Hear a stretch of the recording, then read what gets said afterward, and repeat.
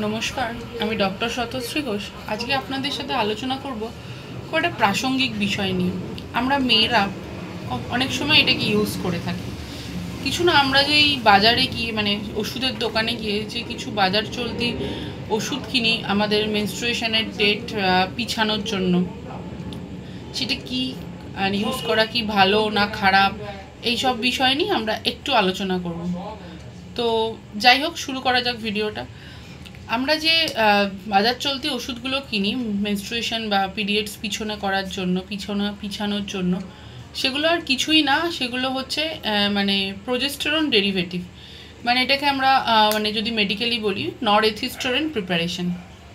সাধারণত আমরা কি করে থাকি, ওই 5 মিলিগ্রাম ট্যাবলেটগুলো দিনে 3 বার করে খেতে থাকি, 3 দিন আগে থেকে। যখন আমাদের ডেট আসে তার 3 দিন আগে থেকে তো কন্টিনিউ করে যতদিন না আমরা চাই আমাদের মেন্সেস আসুক, আমাদের পুজো বিয়েবাড়ি নানান অনুষ্ঠানের জন্য আমরা বা ঘুরতে যাচ্ছি বেড়াতে যাচ্ছি, এটার জন্য আমরা কি করি, আমাদের মেন্সেসটাকে পিছিয়ে দিই। কেন, কি দরকার? এটা আমাদের পার্ট অফ লাইফ। আমরা কি খাওয়া ঘুমানো এগুলোকে ছেড়ে দিই যে এই জিনিসটাকে আমরা ত্যাগ দেবো? তো যাই হোক, আগে জিনিসটা নিয়ে আলোচনা করি, তারপরে বলবো সব কথা আস্তে আস্তে। তো একটা কথা প্রথমেই বলে থাকি, অনেকে ভেবে থাকেন কি এই পিরিয়ডস পিছানোর ওষুধটা এই সময় খেলে আপনাদের কন্ট্রাসেপটিভেরও কাজ করে, কিন্তু না, সেটা সেই সময় করে না, আগে বলে রাখি। তো এই প্রোজেস্টেরনের জাতীয় এই জাতীয় ওষুধ খেলে কী কী সাইড এফেক্ট হয় সেটা আমরা বলে রাখি। প্রথমেই তো ধরুন এই ওষুধটা এইভাবে 3 দিন আগে থেকে আপনারা খেতে শুরু করলেন, কন্টিনিউয়াসলি খেলেন, তার জন্য আপনার এই প্রোজেস্টেরনের সাইড এফেক্টের জন্য নশিয়া হতে পারে। অনেক সময় নশিয়াটা আস্তে আস্তে চলে যায় ওষুধটা তুলে নিলে, বা লেগ ক্র্যাম্পস হতে পারে, বা আমাদের ব্রেস্ট টেন্ডারনেস বা ব্রেস্ট পেন হতে পারে। তার সাথে ধরুন অনেক সময় অ্যাকনি বা ওয়েট গেন অবধি হয় কন্টিনিউয়াস এই জিনিসগুলো খেতে থাকলে প্রতি এসে, বা এই মেডিসিনটা নেওয়ার পর বা প্রোজেস্টেরন নেওয়ার পর আপনার মেনস্ট্রুয়েশন সাইকেলটা কিন্তু পুরো ইরেগুলার হয়ে যায়। তখন কিন্তু আর রেগুলারিটি বা ফ্লো এগুলো কোনোটাই মেনটেন হয় না। অনেক ক্ষেত্রে কি হয়, এই সাইড এফেক্টে প্রোজেস্টেরনের সাইড এফেক্টে স্ক্যান্টি মেন্সেস অবধি হয়, খুব অল্প মেন্সেস হয়, আমাদের লিভিডো লস হয়ে যায়।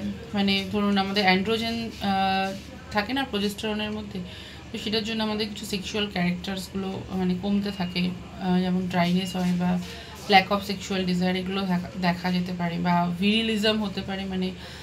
আপনাদের মেয়েদের ক্ষেত্রে অনেক ক্ষেত্রে ওপরে ঠোঁটের ওপরে একটু লোম উঠে যাওয়া, বা মুখের নিচে এখানে, এগুলো প্রোজেস্টেরনের ইয়ের জন্য হয়। বা মাথা ব্যথা হয়, মেবি আমি সেটা মাইগ্রেন বলবো না, মাথা ব্যথা প্রোজেস্টেরনের জন্য হালকা। আর যেটা হয় সেটা হচ্ছে কি ডিপ্রেশন হয়ে যায়, আর অনেক সময় মুড চেঞ্জেস হয়।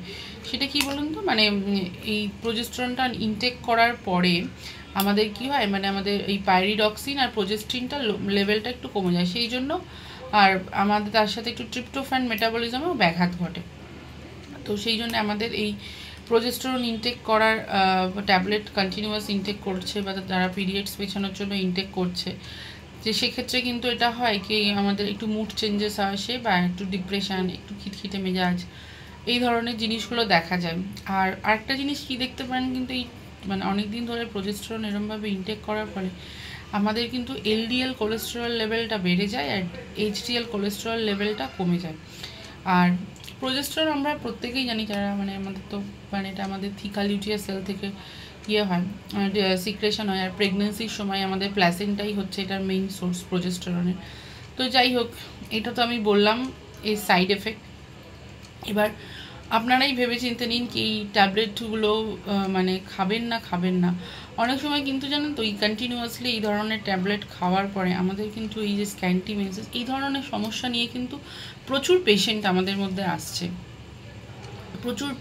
আমাদের মধ্যে দিনের পর দিন আসছে কি, দিদি এই ওষুধটা খেয়েছিলাম, বা এই ওষুধটা কন্টিনিউয়াস কয়েকবার খেয়েছি, খাওয়ার পর থেকেই আমি দেখতে পাচ্ছি কি আমার পিরিয়ডসটা কম হচ্ছে, ঠিকঠাক সময়ে ফ্লো হচ্ছে না, ফ্লো এদিক ওদিক হচ্ছে, এরকম নানান ধরনের সমস্যা দেখা দিচ্ছে। তো আমি বলবো এই ধরনের ট্যাবলেট রেগুলারলি না খাওয়াই ভালো। কী দরকার আছে, যদি আমাদের তো এটা দৈনন্দিন জীবনের জীবন, এই মেন্সেসটা আছে বলেই কিন্তু মেয়েরা একটা নতুন প্রাণ সৃষ্টি করতে পারছে। তাই মেনস্ট্রুয়াল সাইকেলকে রেগুলারলি নিজের মতো হতে দিন। কোনো দরকার নেই বাজার মানে এই মেডিসিনগুলোকে বাইরে থেকে নিয়ে এসে খাওয়ার, এই তার সাথে এই সাইড এফেক্টগুলোকে ডেকে নিয়ে আসা। এটা আমাদের সাথে হলে কি অসুবিধা আছে? সুতরাং অনেকটা সময় আমরা কি করি বলুন তো, মানে এই মেডিসিনের সাইড এফেক্টগুলোকে করার জন্য মানে আমাদের কিছু হোমিওপ্যাথি ওষুধ আছে, যেমন অ্যারিস্টোলোচিয়া, ক্লেমেটাইটিস, পালসেটিলা, অনেক সময় নাক্স, এইগুলো আমরা ইউজ করে থাকি। যে যারা এসে কমপ্লেন করে কি ওই ওষুধগুলো খাওয়ার পর থেকেই না আমার এই মেন্সেসের প্রবলেমটা শুরু হয়েছে, ওই ওষুধটা খাওয়ার পর থেকে, ওই কন্ট্রাসেপটিভ খেয়েছিলাম তারপর থেকেই এটা সমস্যা হয়েছে। তো যাই হোক, ভিডিওটা আজকে এখানেই শেষ করলাম। আপনারা বলুন কেমন লাগছে ভিডিওটা, আর আপনারা কমেন্টসে জানাবেন যে আপনারা আমার সাথে কোন বিষয় নিয়ে আলোচনা করতে চাইছেন, বা আপনারা কোন বিষয়ে আমার থেকে জানতে চাইছেন। তো সেটা দয়া করে কমেন্টসে জানাবেন। ভিডিওটা ভালো লাগলে লাইক, শেয়ার, কমেন্ট করবেন। ভালো থাকবেন। নমস্কার।